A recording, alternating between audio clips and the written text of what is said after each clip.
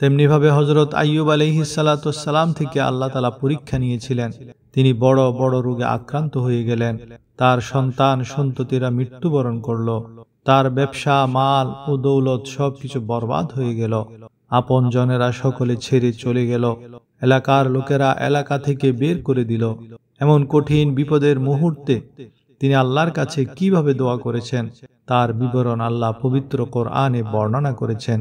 রব্বি আন্নি মাসানিয়াদ দুররু ওয়া আনতা আরহামুর রাহিমিন, অর্থাৎ হে আমার প্রভু, নিঃসন্দেহে আমাকে কষ্ট স্পর্শ করেছে, আর আপনি তো দয়ালুদের মধ্যে সর্বাধিক দয়ালু। আপনাকেও যদি কষ্ট স্পর্শ করে, রোগ স্পর্শ করে, বিপদ স্পর্শ করে, ঋণ স্পর্শ করে, আপনি দুনিয়ার কারো কাছে যাওয়ার আগে যিনি প্রকৃত বিপদ দূরকারী সে মহান রবকে ডাকুন। হযরত আইয়ুব আলাইহিস সালাতু ওয়াস সালামের ভাষায়, আইয়ুব আলাইহিস সালাতু ওয়াস সালামের মতো আন্তরিকতার সাথে কাকুতি মিনতি করে ডাকুন, রব্বি আন্নি মাসানিয়াদ দুররু ওয়া আনতা আরহামুর রাহিমিন। নিশ্চিত আপনার সকল কষ্ট, সকল বিপদ আল্লাহ দূর করে দিবেন। এটা সেই দোয়া যেই দোয়ার বরকতে হযরত আইয়ুব আলাইহিস সালাতু ওয়াস সালামের সকল হারানো ধন দৌলত, ঘরবাড়ি, সন্তান সন্ততি, পরিবার পরিজন, ইজ্জত সম্মান, সুস্বাস্থ্য সবকিছু আল্লাহ পুনরায় ফেরত দিয়েছেন। ওলামায়ে কেরাম বলেন এই দোয়া অত্যন্ত শক্তিশালী দোয়া, বড় বড় বিপদকে দূরকারী দোয়া। আইয়ুব আলাইহিস সালাম যখন এই দোয়া করেছেন, তার দোয়া আল্লাহ কিভাবে কবুল করেছেন তাও আল্লাহ কোরআনে বয়ান করেছেন। আল্লাহ তাআলা বলেন, ফাস্তাজাবনা লাহু ফাকাশাফনা মা বিহি মিন দুররিন ওয়া আতাইনাহু আহলাহু ওয়া মিসলাহুম মাআহুম রাহমাতাম মিন ইনদিনা ওয়া যিকরা লিল আবিদিন, অর্থাৎ অতঃপর আমরা আইয়ুবের দোয়া কবুল করলাম এবং তার উপর যে কষ্ট ছিল তা দূর করে দিলাম এবং তাকে তার পরিবার ফিরিয়ে দিলাম আর তাদের সঙ্গে আরো ততটাই অতিরিক্ত প্রদান করলাম। এটি ছিল আমাদের পক্ষ থেকে রহমত স্বরূপ এবং ইবাদতকারীদের জন্য উপদেশ স্বরূপ। তেমনিভাবে হযরত জাকারিয়া আলাইহিস সালাতু ওয়াস সালাম তিনি যখন বৃদ্ধা অবস্থায় পৌঁছে গেলেন, তখনও তার কোনো সন্তান সন্ততি ছিল না, তার স্ত্রীও ছিল বন্ধ্যা।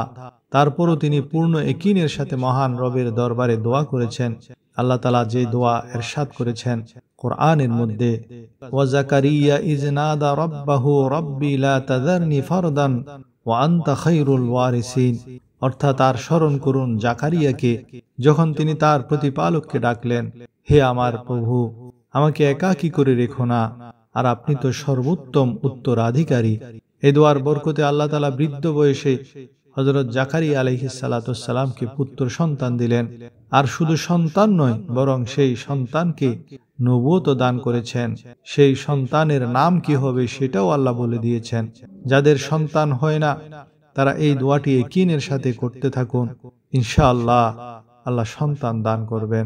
যেমন জাকারিয়া আলাইহিস সালাতু ওয়াস সালামের দোয়া কবুল হওয়ার ব্যাপারে আল্লাহ সূরা আম্বিয়ায় আরো বলেন, ফাস্তাজাবনা লাহু ওয়া ওয়াহাবনা লাহু ইয়াহইয়া ওয়া আসলাহনা লাহু যাওজাহু ইন্নাহুম কানু ইউসারিউনা ফিল খায়রাতি ওয়া ইয়াদউনানা রাগাবান ওয়া রাহবান ওয়া কানু লানা খাশিঈন, অর্থাৎ অতঃপর আমি তার দোয়া কবুল করেছিলাম, তাকে দান করেছিলাম ইয়াহিয়া এবং তার জন্য তার স্ত্রীকে প্রসবযোগ্য করেছিলাম।